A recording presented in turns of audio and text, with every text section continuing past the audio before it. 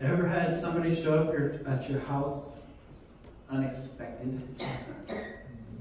For a holiday dinner? Yeah, maybe for a holiday dinner or something like that. Yes. Ever had somebody super important show up at your house unexpected?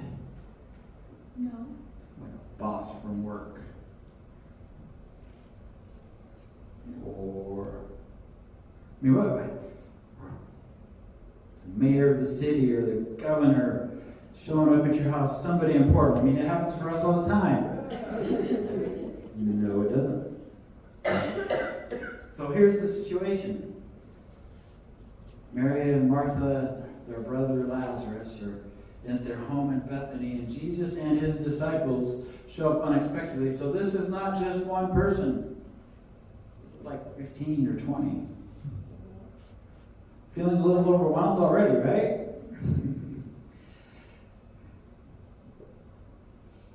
What's your reaction when that happens? You put them to work, huh? Ah, all right. If the governor came to your house, would you put him to work? Sure, why not? Hands I'll on. probably throw him out, right? No, just kidding. I'm just playing. I'm gonna be in the kitchen, you can come in and visit with me there. Yeah, see, that's what a lot of our reaction is, right? Is we're gonna, well, I gotta do this. My reaction is, oh, let's have laundry out. I meant to help Tammy with that earlier, and I forgot. And understand, I'm not blaming her, because sometimes I'm the one that got it out of the dryer, and sometimes I'm the one that got distracted, and probably more often than not, I'm the one that got distracted. Or, oh, I don't have any food in the house. What to do? Huh? Dominoes. Thank goodness, right? So what's your motivation there when that happens? Well, that's Martha's story, and if we're honest, it's probably ours too, more than we like to admit. So today, we're going to visit this living room in Bethany. We're going to see a moment of intense tension, emotion, and then an invitation from Jesus that could change how we live. Let's watch this scene from The Chosen. That reminds me of a story.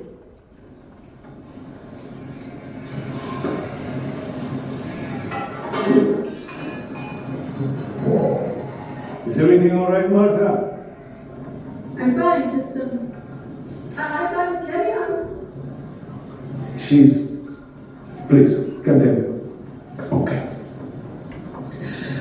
The kingdom of heaven is like the master of a house who went out early in the morning to hire laborers for his vineyard. After agreeing with the laborers for a denarius a day, he sent them into his vineyard. You make it sound so simple. And going out about the third hour, he saw others standing idle in the marketplace. And to them he said, "You, go into the vineyard too, and whatever is right, I will give you." So they went.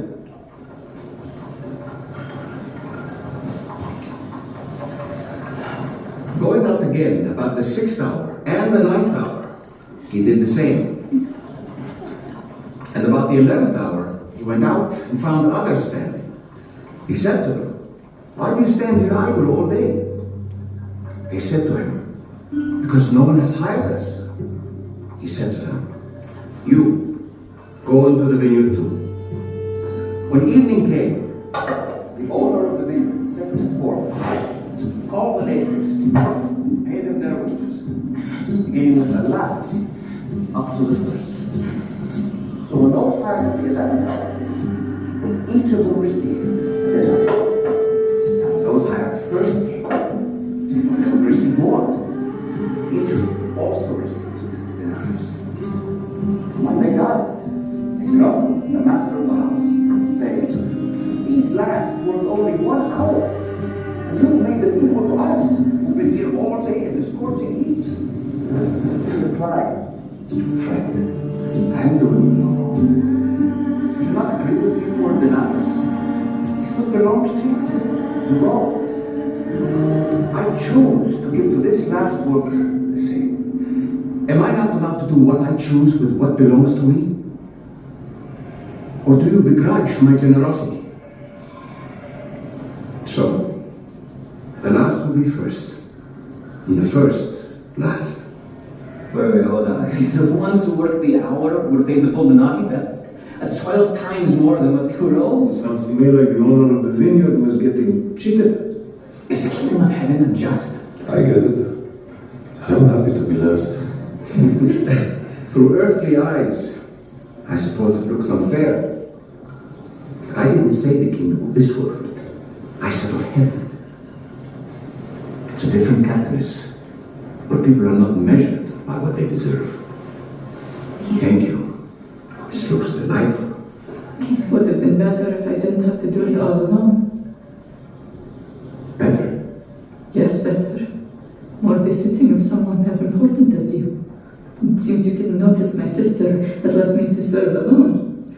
From the moment you got here, she hasn't done a thing to serve you. She's completely ignored everything I've been doing to make all of you comfortable, and it's clear that she's not going to notice how hard I'm working on her own. The only thing that could change it is if you tell her to help me.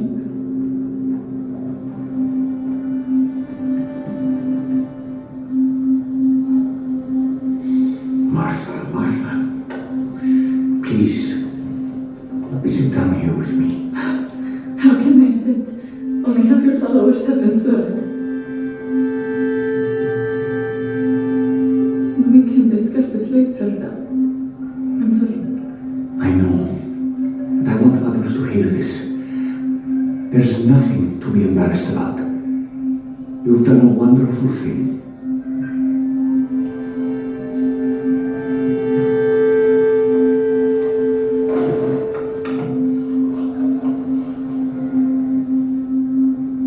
You are anxious and troubled about many things, and it is not for nothing. Hospitality will always matter, and I am grateful for what you have done. It's what you deserve, and more. Your intention is well-meaning, but only one thing is truly necessary. The best way to serve me is to pay close attention to my words. That is the priority. That is what your sister has chosen. It is a good portion, and it will not be taken from her. Take it. The food, the servings, they are wonderful. But they pass away with the rest of this world. My words, they'll never pass away. Mary has chosen to feast on something of eternal value. I want you all to hear this clearly. I do not rebuke Martha. Acts of service are beautiful. Action is good. You are doing what you thought was expected of you. And what you do is valuable. And Mary probably could have helped a little.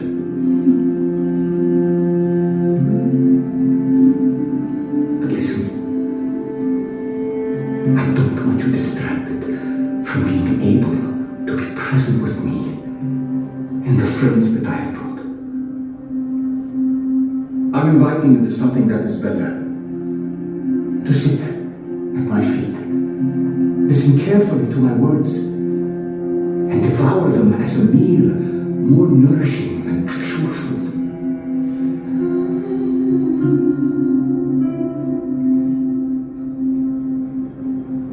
That said, I definitely don't want to waste Martha's amazing food, so if you all got the lesson, let's all thank her and eat. Thank you. Wonderful, Martha. Thank you.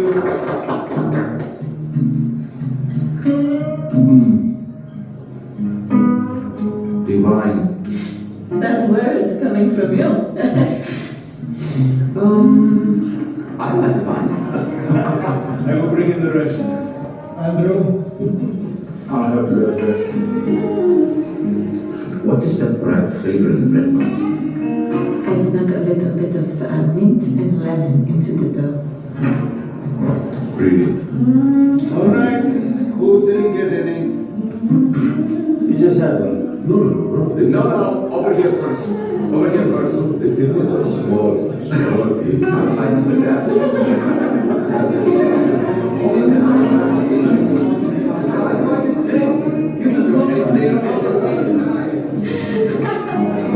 I've been pushing the cart all day, and I feel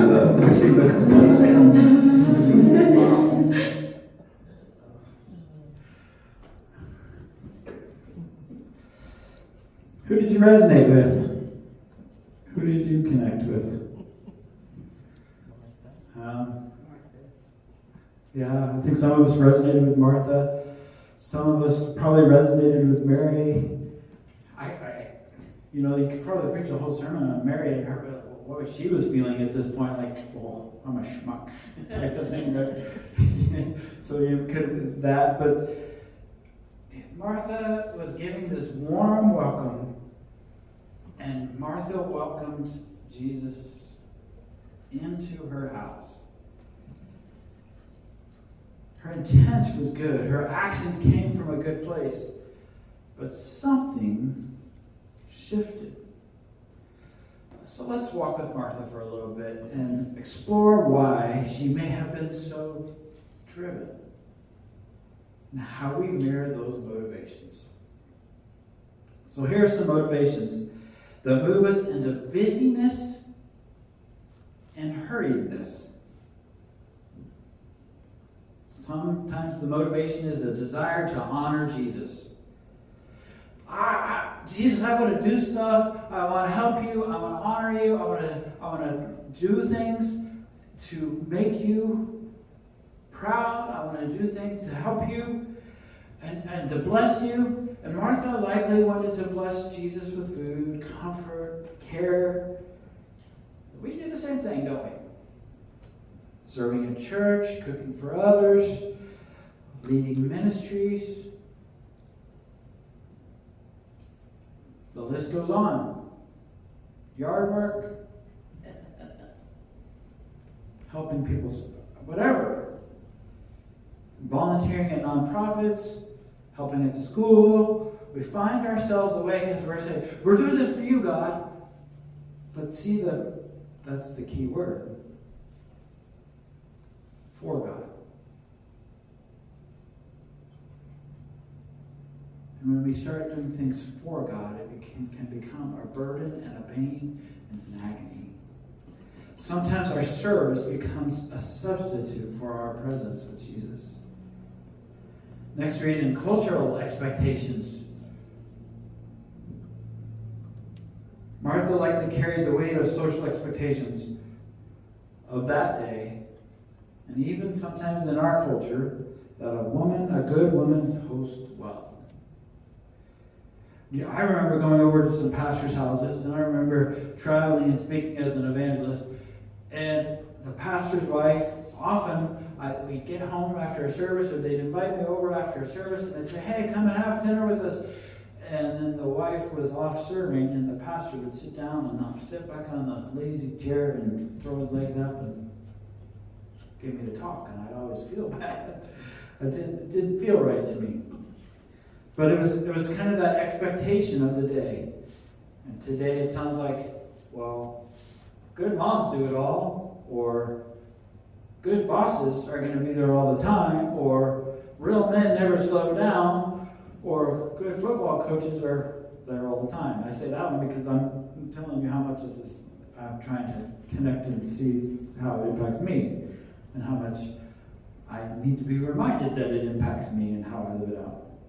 And we perform then out of pressure instead of presence. Think about that. And so we have this heart, and we have this mindset, and we have this understanding that we've got to really focus and move ahead, and we feel pressured, and we feel like, oh, I got to perform, I got to hurry, I got to do all of this stuff. And it ends up not being helpful. Third reason. We have a need for control. Ugh. Maybe Martha needed everything just right. The dishes, the schedule, the impression. Control often masks, hear this, control often masks fear. Fear of not being enough. Fear of not being safe. Fear of not being seen. We micromanage life while neglecting our own soul. We have that need for control. If I can control it, if I can influence it, if I can tell it how it's going to happen, then when it doesn't happen that way, or when it does happen that way, I feel good about myself, and it doesn't, then I figure out what's wrong and I try to fix it.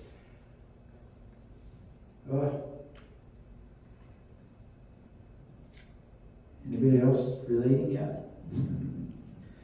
And what this leads to is the fourth motivation that is an expression of some of the others, but is also its own motivation. I want to look better than somebody else, so I'm going to have it's comparison and resentment. She looks at Mary and says, Lord, don't you care that my sisters left me and served me all alone? Mary does such a great job of just feeling the embarrassment right there. Just feeling the shame. Well, I do more, so I should have more say. I do more for this or for that or whatever, so I should have more influence. I do more. I give more. I'm here more. So I should have. And so we compare and we contrast, and then we resent when other people begin to not do as much but seem to look better than us. We compare and experience resentment, and comparison will always hurt us and others. Why am I doing all the work? Why do they get to experience spiritual moments? How many times have you found yourself comparing to other people? Comparison turns our calling into a contest.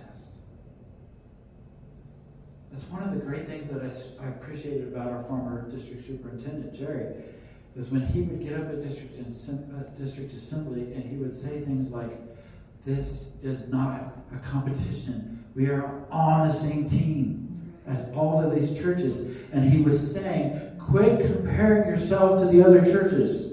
The ones that you feel like have it all together, have their own problems. Yeah. The ones that feel like you're going, whoa, they're just little tiny things. They're doing great kingdom work. That comparison and leading to a contest leads only to resentment. Here's a big one. Here's a big motivation for a lot of us. Maybe Martha thought, if I do the right things, Jesus will be pleased. So we're trying to earn Jesus' approval. We're trying to get to look good in the eyes of God. We try to look good in the ways that we do things, and maybe in the eyes of other people. So it's even can be earning people's approval, but ultimately it means trying to earn Jesus' approval. If I'm only doing enough for you, God, then I will be enough.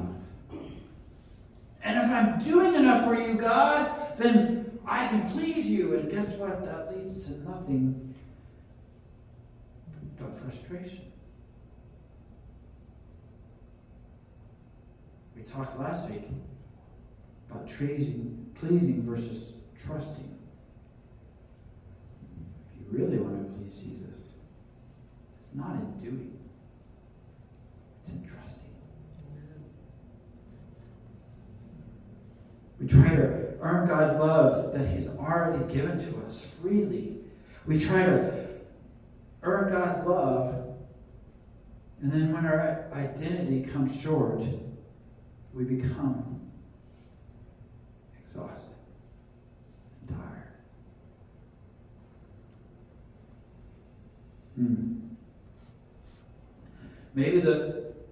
Maybe her service comes out of an anxious heart.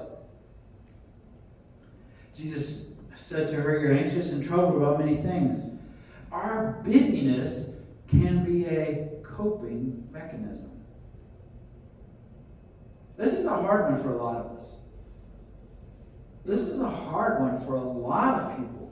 They become busy because they don't want to explore and discover and rest and trust and believe in God.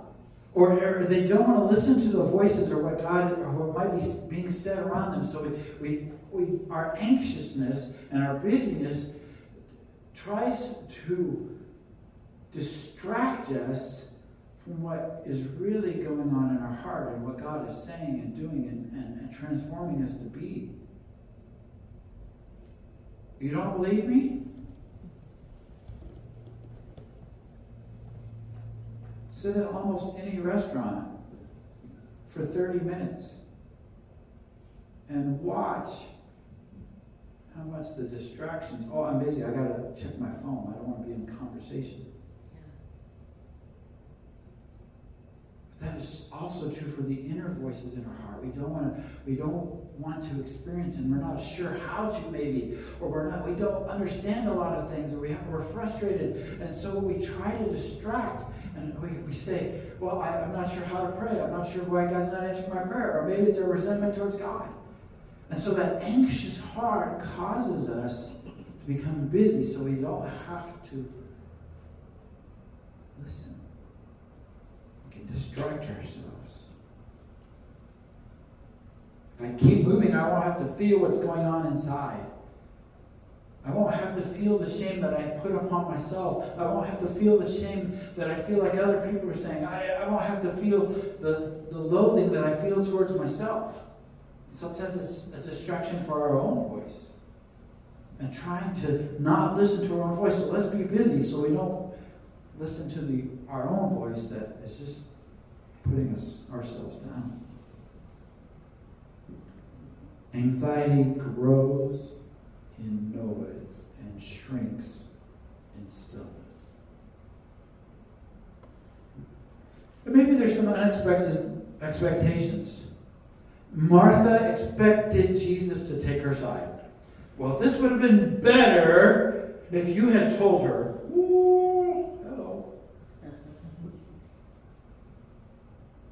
let me just say when you approach Jesus like that, it's never going to come out the way you think it is. And interestingly enough, what happens in a few weeks? Her brother dies. Jesus waits 4 days for a couple reasons, I think.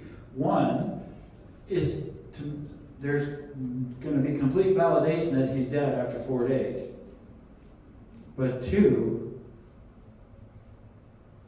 to show Martha what it means not to be in a hurry and anxious. Think about that for a minute. It'll make a lot of sense when you think about, oh yeah. And what happens when he shows up? If you had been here and he goes, oh, hold on. I know you're in pain. So there's this unspoken expectations, maybe on God, maybe on others, maybe on ourselves. And Martha expected Jesus to take her side, and when he didn't, she got angry. You ever serve silently hoping someone notices? And get resentful when they don't? Maybe in the church. There are a few times when I'm cleaning up after the football program. And it probably happens more than I want to admit, but I know it happens. But I'm cleaning up after the football program, and all the other coaches are and I just want to go, yo, hello, I need help, right? But I don't, because I want them to notice how much I'm doing, or I want them to affirm me or something maybe. I don't know.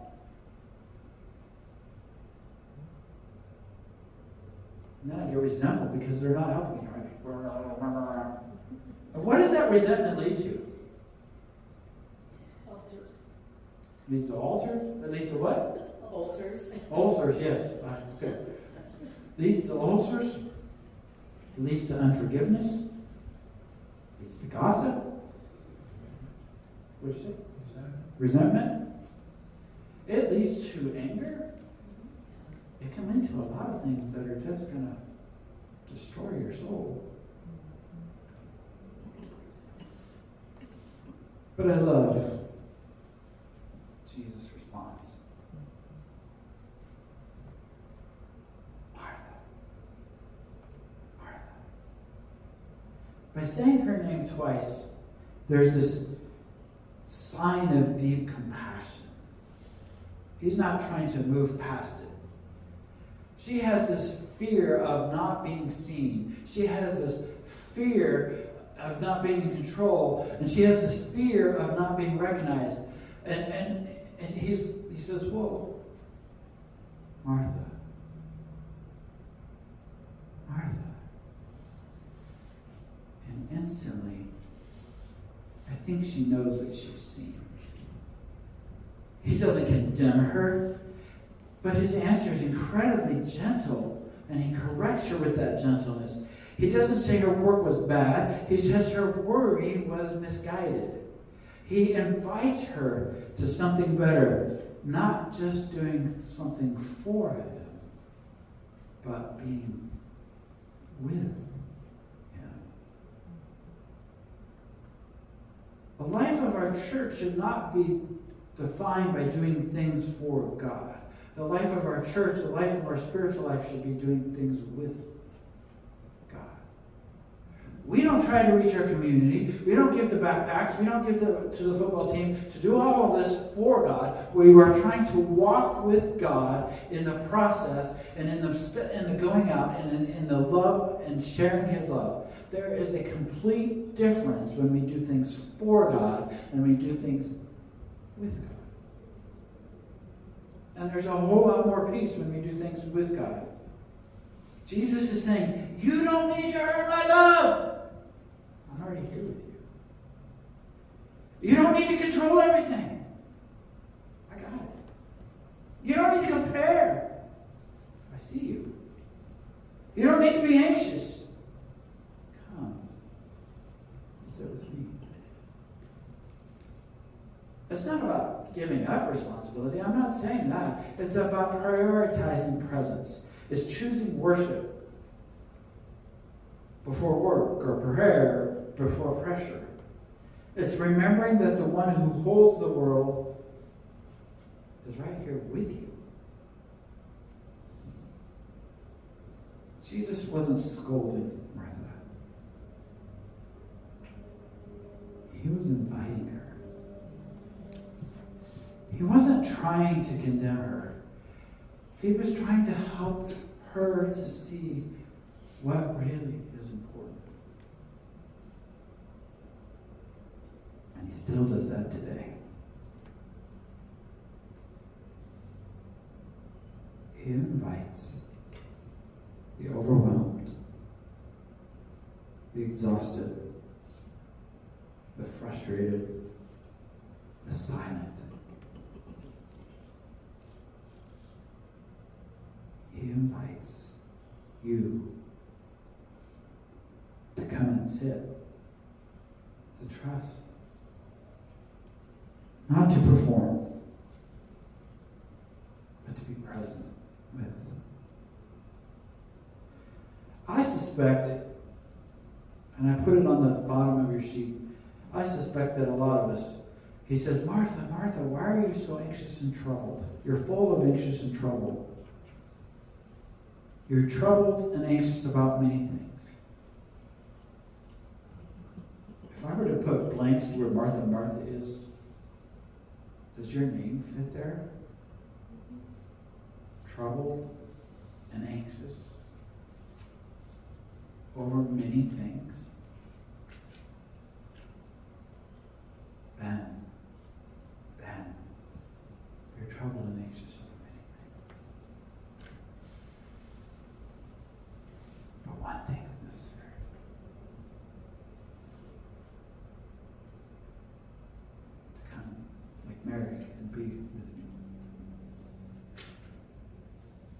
I'm learning that. I'm trying to apply that more. I used to get up earlier on Sunday mornings a lot of the time to come over and set up, and then I'd feel, and sometimes I would even get here and be like 8 or 8:15, and then I'd feel a little hurried and rushed and trying to get chairs set up or music or whatever done or everything finalized. But now I get over here about 7 or 7:15 usually. And I still do all of those things. But I'm trying to take a moment even on a Sunday morning before I get up before you just to be with Jesus. Amen. Sometimes that means just me playing a song. Sometimes that means even sometimes just letting the message speak to me again. Because when I have been in His presence and been with Jesus, I hope my heart becomes different and is less about trying to impress you and more about the outflow of being with Jesus. I'm not perfect at it. There are some Sundays that are still very rushed, and some Sundays where I still feel like when Boyd and Jody and Chris and the worship team come in, I'm like, too much to do. I have this, I have that to do. But I'm learning. Because Jesus gives us an invitation to come and sit. Not to perform, but to be present. Where are you? Where are you anxious and troubled today? What's the one thing Jesus is choosing? Jesus is calling you to choose right now. I want you to take a moment and just imagine sitting at Jesus' feet. Quiet, loved, and seen. Let Him be enough. Jesus says, "Come to me, all who are weary and burdened, and I'll give you rest." So let's just take a moment.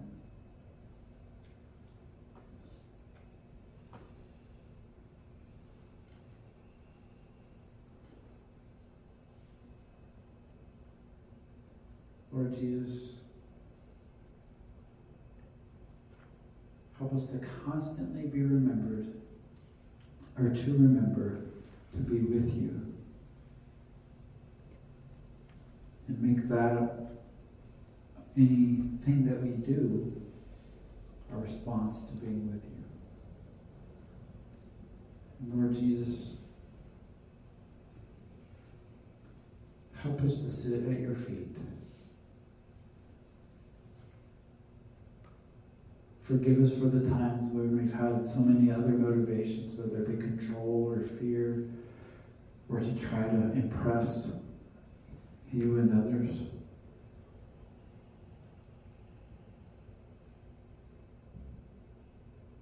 But we want to take these moments, even when we feel overwhelmed. We want to take these moments, God, and be with you.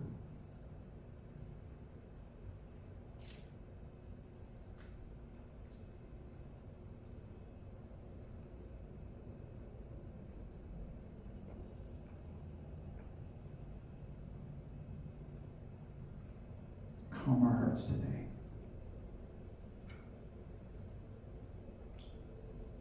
Give us rest, we ask. Because your word promises that you will. And whatever is causing us anxiety and distraction, God, whatever those are, we give them to you. We surrender them to you. We say, you know what, you can handle this a lot better than we can.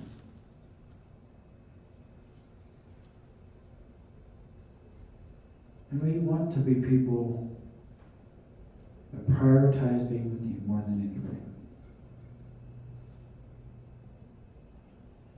And so we give you thanks for the opportunities to worship and to be together. And we know that you're doing great things in us. In Jesus' name.